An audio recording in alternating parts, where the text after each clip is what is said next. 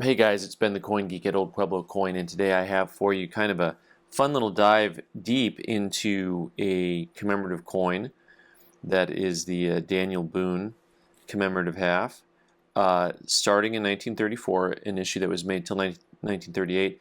Not to be confused ever with Pat Boone.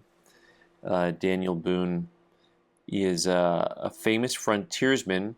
So interesting, 1934, born in 1734, the bicentennial, right? And there is this is him doing a peace treaty, and then he was being adopted actually here by Blackfish was the name.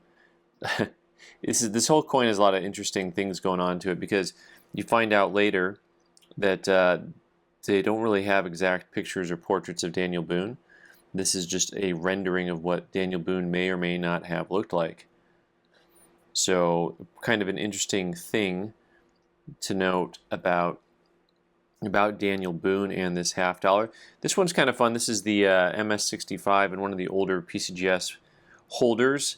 I think this is version 3.14159265, but I'm not sure. And also what's interesting about this series is that this one, I can see the price point somebody paid. Now this one doesn't have the date on it, right? But the originals, yeah, I've got some of these will have dates on them. By some of these, I mean I've got a couple dozen here to show you. I said a couple dozen. I meant a dozen. Brilliant. Just brilliant. So the Boones were made for several years, like I said, 34 to 38. And what's interesting about them is they come with the different mint marks in different years, but also this one, 1935, has the date 34. Now these actually come, the 1935 version come without this 1934 date on it. So the 1935s come two ways. And this one has a little bit of gentle toning to it. And this one is also from the Philadelphia Mint. This one's an older NGC MS66 holder. The mint mark on these guys are kind of hard to find, and by that I mean, they're easy to find once you know where they're at. But here's the same coin, but with the San Francisco Mint. And the mint mark is right down there. I guess you'd call that right about 5 o'clock on that. So this commemorative was issued to help with some of the Boone historical sites to get them repaired and operational, I guess you'd say. And so this one is the San Francisco Mint, and it's an MS66. And there's going to be a couple things we're going to compare. First of all, we've got the different grades here. We got a bunch of, I think most of the coins here are 66s. But the other thing to note is just the finish and strike of coins and how much different they are from each mint. And this one here is going to be from the Denver Mint. This is a 36D. On this coin, there's the Denver Mint mark. These have this real nice luster to them, right? And then we're going to grab the S Mint, and these S Mints all have a high sheen to them. They don't have as much of a matte finish. And almost, if you'd look at them, you'd almost think they were cleaned. This is really consistent, right? So this one's an S, and it has that high sheen, almost like it's got a touch of proof-like finish to it. And so the same thing can be seen on this 38 version. Now this has some tone over it. This isn't going to show because of the toning. Well, under the toning, you can kind of see it's got that high sheen PL finish to it. All the S Mints in this series look like that. So they're very different. Here's another one with a mark on it, 350, a 36S, and 66. This is probably 275 today. But this one doesn't have a date on it either. So let's go back and find this one here, which is dated 02. And a lot of these have dates on them that are in that kind of date range, 02, 3, 4. And that was kind of a high market in the coin market at the time, 36D and 66. This guy, I think, this isn't too far off. Sheets 210. This is probably pretty close to the right price on that guy, give or take. But you run into some of them, and so let me see here. So 330 on this guy from 02. Let's see, this is 37 Philly and 66. I like the toning on this one myself. It's got a nice original kind of look to it. Gray sheet on this is closer to 200 than 330. So, and I got to double check and see what the market is. Gray sheet's not Not the gospel, but it's something good to look at and give you an idea. You know, it tries to stay up to date. Really nice looking finish, by the way, on these coins. They have big open fields on them, and so you really get an idea whether there's contact marks, because nothing's really getting hidden on these coins, on the Boone Commemoratives. By the way, Boone's, Kentucky. That is where Kit Carson was born in 1809, for what it's worth. So the fun thing also, if you want to know more about these coins, and you know, here's the Switek and Breen book on silver and gold commemoratives. This book's really pretty cool.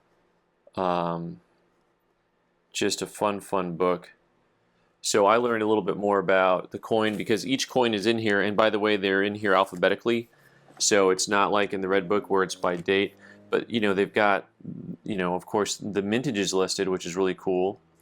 But they'll mention lots of other little things. So here you can see they've got the 1935 series, and then they have the other 1935 series where they put the 1934 date on there. You know, but a lot of these have mintages of, you know, 2,000 or 5,000. They have the issue price, which is always kind of fun over here. You know, $1.60. You just think they were a 50-cent piece. They had silver in them. They had the production cost, and they were $1.10 and $1.60, right? So they also mentioned that there's some matte finish proof coins in there, which is kind of cool. They talk about the sculptor. There's a whole lot of information just on each coin series, which is really kind of neat. So also found it interesting here that let's see, what was his nickname also? Something Turtle. Yeah, they had so Daniel Boone had his Native American given name there, which was something Turtle. So we got the 36S. This one's actually in a fatty. This is the older holder, this 36 Philly in a 66. This one's really particularly nice. Now these are the type of coins, of course, that today people like to get in the holder and then get the little CAC sticker on them. But I'm fond of this coin, La Fonda. I'm also fond of that older PCGS coin, the first one we looked at there.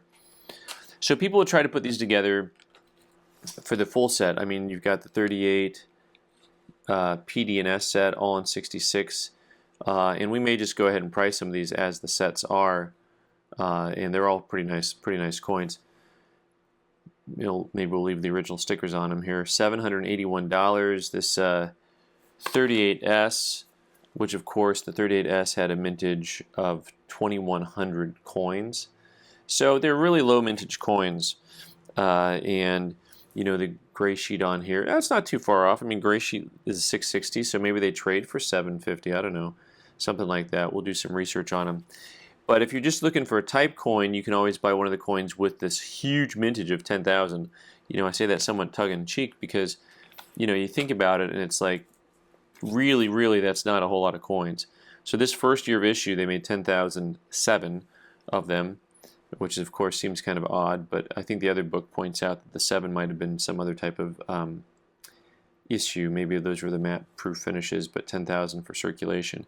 They legalized 600,000, but you know, they didn't make anywhere near that many of them overall, and they ran their course after, you know, 5 years of running it. So, but yeah, you can buy a type coin for your type set, or you can try to collect all of the years. So sometimes when you hear them talk about putting together a type set on commems, that's when you just buy one of them, one design.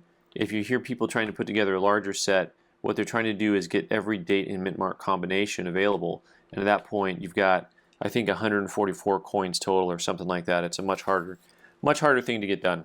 Alright guys, thanks so much for watching. I'm Ben the Coin Geek. You can subscribe by clicking on the owl button in the corner and watch more videos on the right side of the screen. Thanks.